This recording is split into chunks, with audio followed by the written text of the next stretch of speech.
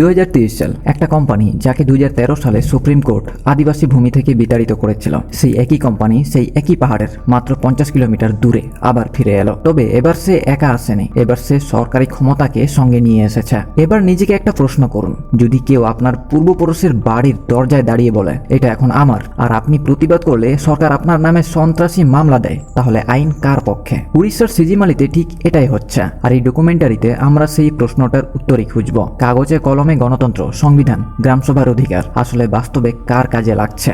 নমস্কার, আমি পবিত্র আর আপনারা দেখছেন জেনান ভাইব।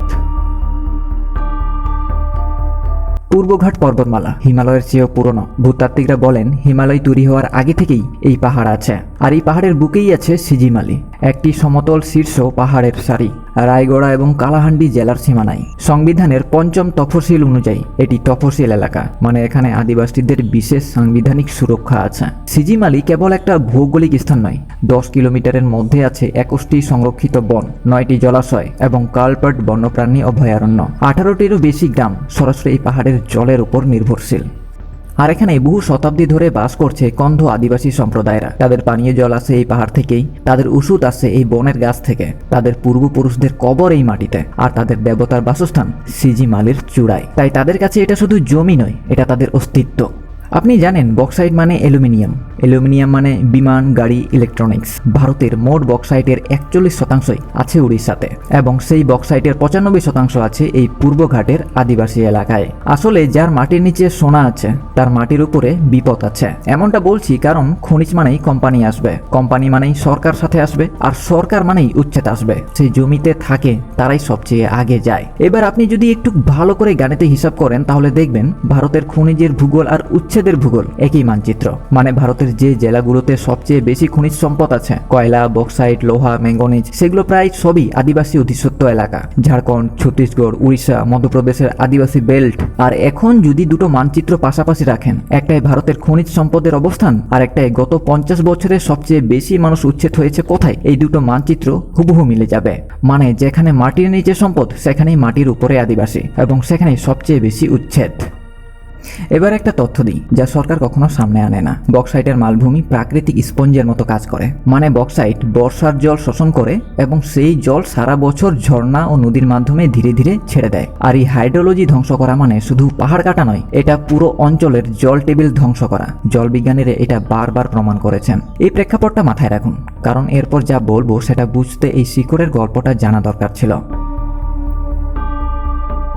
বেদান্তা একটা কোম্পানির নাম, এটা মাথায় রাখবেন। এই যত সব নষ্টের গড়া অনিল আগারওয়ালের লন্ডন সদর দপ্তর থেকে পরিচালিত একটি বহুজাতিক কোম্পানি। 2013 সাল বেদান্তা উড়িষ্যার নিয়ামগিরি পাহাড়ে বক্সাইট খনন করতে চেয়েছিল। তখন সুপ্রিম কোর্ট বলল আগে গ্রাম সভা হবে, মানুষ নিজেরা সিদ্ধান্ত নেবে। এরপর 12টা গ্রাম সভা হলো, কিন্তু একটাও বেদান্তার পক্ষে যায়নি। সবাই একসাথে বলল না। তখন আইন জিতলো, আদিবাসীরা জিতলো, আর বেদান্তা হারলো। কিন্তু গল্পটা এখানেই শেষ নয়। হেরে গিয়ে বেদান্তা মাত্র 50 কিলোমিটার দূরে সরে গেল। এবার সিজিমালিতে একই পাহাড় শ্রেণী, একই কৌশল, কিন্তু এবার নতুন সরকার। তারিখ ধরে ধরে দেখুন, ফেব্রুয়ারি থেকে মার্চ 2023 উড়িষ্যা সরকার একটি সিদ্ধান্ত নিল। সিজিমালির পাহাড়ে 50 বছরের খনন লিজ দেওয়া হলো বেদান্তা লিমিটেডকে। আর ওই একই দিনে আরেকটা বক্সাইট খনি কুটুরমালির লিজ গেল এডানি গ্রুপের কাছে। আর পরিকল্পনা কি? প্রতি বছর 90 লক্ষ টন বক্সাইট খনন করা। এবার এই তথ্যটা দেখুন, মোট খনিজ জমির এলাকা হচ্ছে 1549 হেক্টর, আর বনভূমি ধ্বংস হবে 708 হেক্টর। 90 লক্ষ টন বক্সাইট বছরে উত্তোলন করা হবে, যার কারণে প্রায় 2 কোটি টন বর্জ্য উৎপন্ন হবে। 700 কিলোলিটারেরও বেশি জল প্রতিদিন ব্যবহার হবে 50 বছর ধরে, আর এতে 18টারও বেশি গ্রামবাসী ক্ষতিগ্রস্ত হবে। এই সংখ্যাগুলো দেখুন মনোযোগ দিয়ে। 708 হেক্টর ঘন বন একবার কাটলে আর ফিরে আসবে না। আর তারপর থেকেই আদিবাসীদের প্রতিবাদ শুরু হলো। 2023 সাল আদিবাসী সম্প্রদায়রা সিজিমালির চূড়াতে তাঁবু খাটালো, কোম্পানির লোক যাতে গোপনে জরিপ করতে না পারে। আর তখন আদিবাসীদেরকে গ্রেপ্তার করা শুরু হলো। 8 ডিসেম্বর 2023 সেই কুখ্যাত দিন। সরকারি নথিতে দেখানো হলো সেদিন 8টি গ্রামসভা অনুষ্ঠিত হয়েছে একই দিনে সকাল 10টায়, একই কর্মকর্তাদের উপস্থিতিতে, সব জায়গায় একই সাথে। আরটিআই তথ্য অনুযায়ী ডিসেম্বর 8, 2023-এর 8টি গ্রামসভার উপস্থিতির খাতায় মৃত মানুষের সই আছে, নাবালকের নাম আছে, যারা সেদিন গ্রামেই ছিল না তাদেরও নাম আছে। এবার ভাবুন কত বড় একটা চক্রান্ত চলছে। এরপর আসলো April 2024, NLSIU national law school of India university under the surface শিরোনামে একটি ল্যান্ডমার্ক রিপোর্ট প্রকাশ করলো। সেখানে 10টি খুঁজে পাওয়া তথ্যে পাওয়া যায় EIA বিকৃতি, আইনি লঙ্ঘন সব নথিবদ্ধ, কিন্তু সরকার এর কোনো জবাব দেয়নি। এরপর আসলো আগস্ট সেপ্টেম্বর 2024। 10টি গ্রামের মানুষ নিজেরা সত্যিকারের গ্রাম সভা করলো, আর সেই গ্রাম সভায় সবার সম্মতিক্রমে খনি খননের কাজ প্রত্যাখ্যান করা হলো, কিন্তু জেলা প্রশাসন এই গ্রাম সভার প্রস্তাব গ্রহণ করতে অস্বীকার করলো। এরপর আসলো জুন 2025। রায়গড়া জেলা প্রশাসন মেধা পাটকার সহ 24 জন কর্মীকে 2 মাসের জন্য জেলায় প্রবেশ নিষেধ করলো। পাটকারকে রেল স্টেশনেই আটক করা হলো। মেধা পাটকার নর্মদা বাজাও আন্দোলনের প্রধান নেত্রী ছিলেন। তিনি দশকের পর দশক ধরে বাদ, খনি এবং কর্পোরেট উচ্ছেদের বিরুদ্ধে আদিবাসীদের পাশে দাঁড়িয়েছেন, অনশন করেছেন, জেল খেটেছেন, মাঠে দাঁড়িয়ে লড়াই করেছেন। এরপর আসলো জুলাই 2025। কেন্দ্র সরকার সাময়িকভাবে বেদান্তার ফরেস্ট ক্লিয়ারেন্স আবেদন আটকাই দিল ভুয়ো গ্রামসভার সম্মতির প্রমাণ সামনে আসায়। তারপর 31 ডিসেম্বর 2025 ফরেস্ট অ্যাডভাইজারি কমিটি শর্ত সাপেক্ষভাবে স্টেজ 1 ফরেস্ট ক্লিয়ারেন্স দিয়ে দিল 708 হেক্টর বনের জন্য, সুপ্রিম কোর্টের পেন্ডিং মামলা থাকা সত্ত্বেও। একেবারে নির্লজ্জ একটা কাজ। তারপর মার্চ 2026 লিঙ্গরাজ আজাদ এবং সুরেশ সংগ্রাম নামে 2 জন আদিবাসী কর্মীকে গ্রেপ্তার করলো সন্ত্রাসী বলে নিয়ে। আর এই গত 7 এপ্রিল 2026 রাত 3টেই কান্তামাল গ্রামে পুলিশ অভিযান চালালো। বিদ্যুৎ কাটা, দরজা ভাঙা, বাসিন্দাদের টেনে বের করা, ভোরে সংঘর্ষ, প্রায় 70 জন আহত হলো। পুলিশের গুলি চালানোর ভিডিও প্রকাশ্যে এলো। কেন? কারণ আদিবাসীরা মেন রাস্তা থেকে সেই খনি পর্যন্ত 3 কিলোমিটারের সড়ক নির্মাণে বাধা দিচ্ছিল। আর সেই সড়ক কোথায় তৈরি হচ্ছিল? সেই জঙ্গল, গাছ, জমি কেটে। সিজিমালিতে যা হচ্ছে সেটা হঠাৎ করে কেউ লোভের বসে করছে না, এটা পরিকল্পিতভাবে হচ্ছে, ধাপে ধাপে। কাগজপত্র ঠিকঠাক, সরকারি সিলমোহর আছে, দেখতে সবকিছু আইনত মনে হবে, কিন্তু ভেতরে গেলে দেখবেন জাল সই, মৃত মানুষের নাম, একই সময়ে 8টি গ্রামসভা, মানে আইনের খোলস দিয়েই আইন ভাঙা হচ্ছে। আর এই পুরো প্রক্রিয়াটা 5টি ধাপে এগিয়েছে। আর এর প্রথম ধাপে ছিল জমিকে পণ্য বানিয়ে নিলামে তোলা। উড়িষ্যা সরকার সিজিমালিকে মিনারেল ব্লক হিসেবে প্রতিযোগিতামূলক নিলামে তুলল। মানে শতাব্দীর পর শতাব্দী ধরে আদিবাসীরা যে জমিতে বাস করছে সেটাকে বলা হলো মিনারেল ব্লক। আর সেই নিলামে বেদান্তা জিত হাসিল করলো। আর এদিকে কেন্দ্র সরকার রাজ্যগুলোকে আগে থেকেই বলে রেখেছিল নিলামের আগেই পরিবেশ ও বনের ছাড়পত্র জোগাড় করে রাখো, মানে আগে ছাড়পত্র বানাও তারপরে নিলাম করো, যাতে কোম্পানি কিনে নেওয়ার সঙ্গে সঙ্গেই কাজে নামতে পারে। আর দ্বিতীয় ধাপে ছিল জালি গ্রামসভা, গণতন্ত্রের ভণ্ডামি। বনাধিকার আইন 2006 ও পেশা আইন 1996 একেবারেই স্পষ্টভাষী। তপশিলি আদিবাসী এলাকায় বেসরকারি খনির জন্য গ্রামসভার স্বাধীন ও পূর্ব অবহিত সম্মতি বাধ্যতামূলক। তাহলে তখন রাষ্ট্রে কি করলো?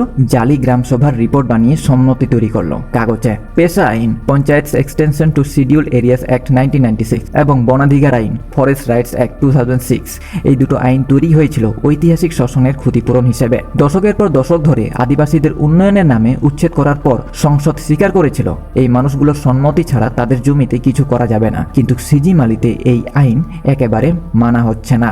আর তৃতীয় ধাপে ছিল EIA এর কারচুপি। বেদান্তার পরিবেশগত প্রভাব মূল্যায়ন বলছে এই প্রকল্পের ফলে ভূগর্ভস্থ জলের মানের উপর কোনো বিরূপ প্রভাব পড়বে না। প্রকল্প প্রভাবিত সম্প্রদায়ের স্বাস্থ্যের জন্য উপকারী হবে, কিন্তু সেখানে শ্বাসকষ্ট, লিভার ক্ষতি, জল টেবিলের বিপর্যয় এইসবের কোনো উল্লেখ নেই। NLSIU রিপোর্ট এই বিকৃতিগুলোকে চরম আপত্তিজনক বলে চিহ্নিত করেছে। আর চতুর্থ ধাপে আসছে প্রতিরোধকে অপরাধ বানানো। মানুষ যখন সত্যিটা তুলে ধরে প্রতিবাদ করে তখন রাজ্য পুলিশ পাঠায়। তৈরি হলো CRPF এবং উড়িষ্যা পুলিশের স্থায়ী ক্যাম্প। ড্রোনে নজরদারি, ফসল তুলতে পারছে না চাষিরা। কর্মীদের বিরুদ্ধে UAPA সন্ত্রাস বিরোধী আইন আরোপ করা হয়েছে।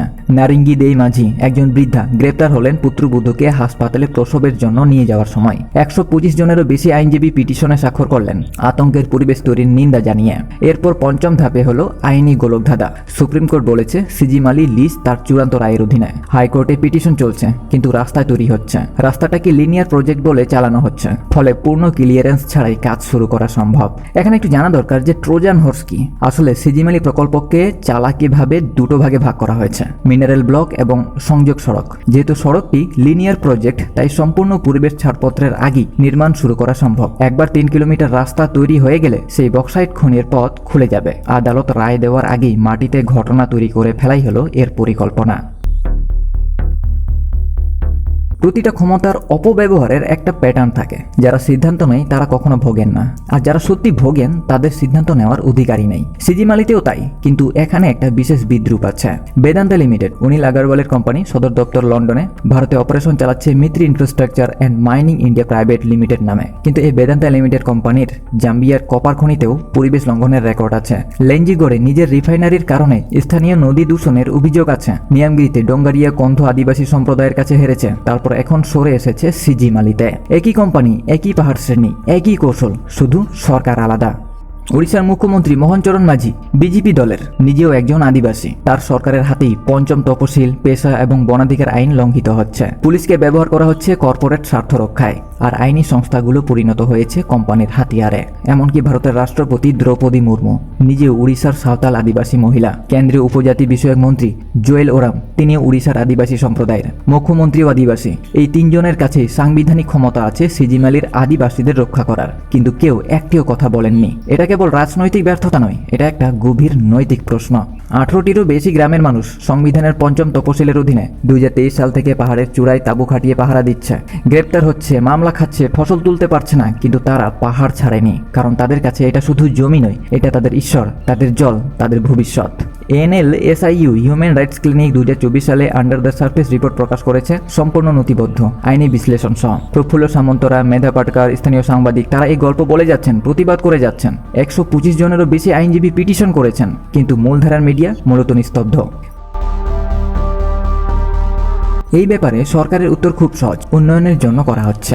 ওড়িশা রাজ্য খনিজের দিক থেকে ধনী, কিন্তু আর্থিকভাবে পিছিয়ে। সেই বক্সাইট খনি রাজস্ব আনবে, চাকরি দেবে। সংখ্যাটা সত্যিই বড়। এই প্রকল্প বছরে 2511 কোটি টাকা রাজস্ব আদায় করবে, কিন্তু এই সংখ্যা বলে দিচ্ছে কে লাভ করবে, কতটা লাভ করবে, কিন্তু কে দাম চুকাবে তা বলছে না। কে প্রকৃত মূল্য চোকায়? সেই আদিবাসী পরিবার যে জলের উৎস হারাবে, সেই চাষি যে তার ঝর্ণা হারাবে, সেই বন ও তার প্রজাতির কোনো লবিষ্ট নেই, সেই ভবিষ্যৎ প্রজন্ম যে বিষাক্ত জল টেবিল পাবে। পরিবেশ অর্থনীতিবিদরা এটাকে বলেন এক্সটার্নালিটি, আদিবাসীরা এটাকে বলেন বিনাশ, আর এই মূল্য কোনো সরকারি প্রজেক্ট রিপোর্টে দেখানো হয় না। উড়িষ্যার 95%-এরও বেশি বক্সাইট মজুদ আছে পূর্বঘাটে। সেই পূর্বঘাট হলো কোরাপুট, রায়গড়া, কালাহান্ডি এবং বালাঙ্গীর, যেটা আদিবাসীদের হৃদয়ভূমি।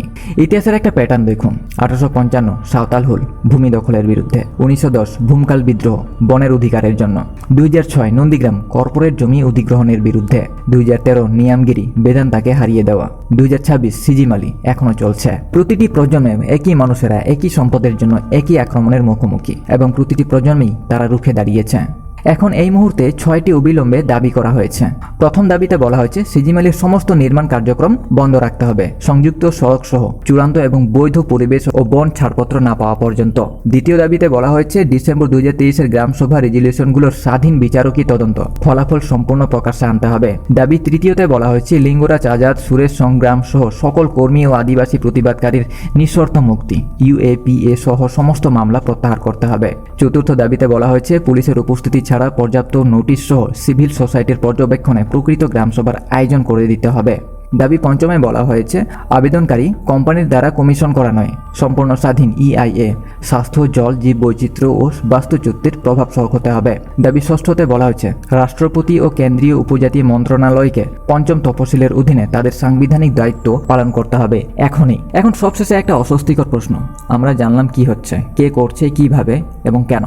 NLSIU রিপোর্ট আছে, সাংবাদিকরা লিখেছেন, আইনজীবীরা সই করেছেন, সুপ্রিম কোর্টে মামলা চলছে, তবু 31শে ডিসেম্বরে ক্লিয়ারেন্স দেওয়া হলো। তবু 7 এপ্রিলে রাতে 3টায় পুলিশ গ্রামে ঢুকলো। তাহলে এখন প্রশ্ন হলো, ডকুমেন্টেশন কি যথেষ্ট?